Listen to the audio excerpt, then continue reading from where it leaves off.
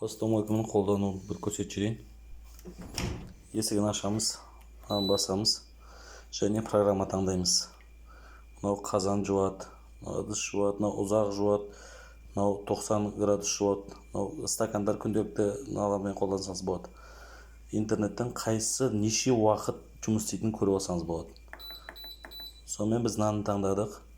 Мынаны баспаңыз, мынаны бассаңыз, бұл отсрочка 3 сағаттан кейін бастайды жууды. Мынау 6 сағат, мынау 9 сағаттан кейін. Мынау өшіктіру керек.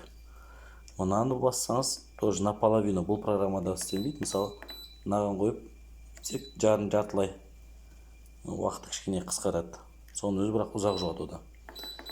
Енді бізде мына жерде екі ошибка жанып тұр. Біреуі ополаскиватель жоқ деп тұр, біреуі тұз жоқ деп тұр. Ополаскиватель сап тұршы корпуста. Ополаскивательді мына жерге саламыз. Есігін до конца ашамыз. Аны былай сағат тіліне қарсы бұрап ашамыз да мына жерге толғанша ополаскивательін құямыз. Сөйтіп қайтадан жауып қоямыз. Қазір.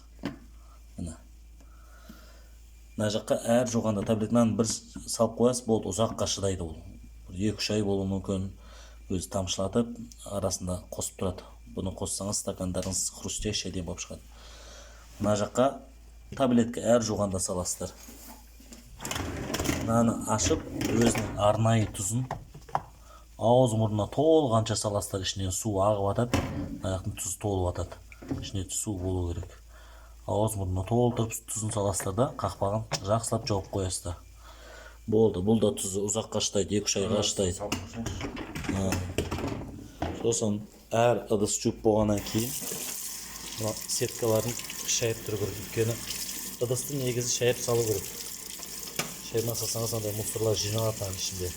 Сол мусор насосқа кетеді, қадалады. Сөйтіп бұзады машинатан. Әр ыдыс жуып болған соң, мына жердегі мусорларын алып тастап, зубный щеткамен жуып тастасаңыз болады. Бұны аламыз да қайтадан орнына қоямыз. Мынау сіздер алдын ферримен қолданғандықтан мына жақ көпіріп атқан содан. Ол көпірген жақсы емес. Көпірсе астына су ағады. Тенің күйіп кетеді.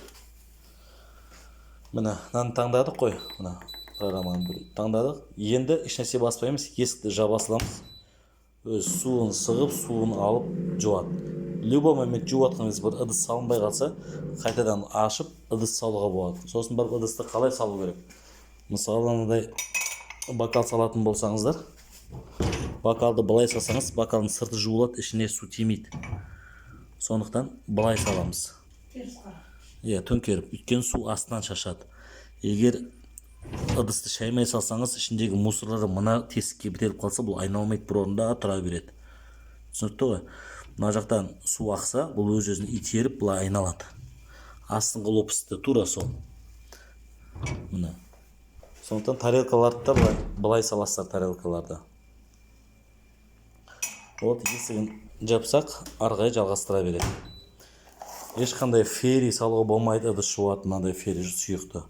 Өзінің арнайы таблеткасын, постомойка арналған арнайы тұзын, арнайы ополаскивателін салу керек.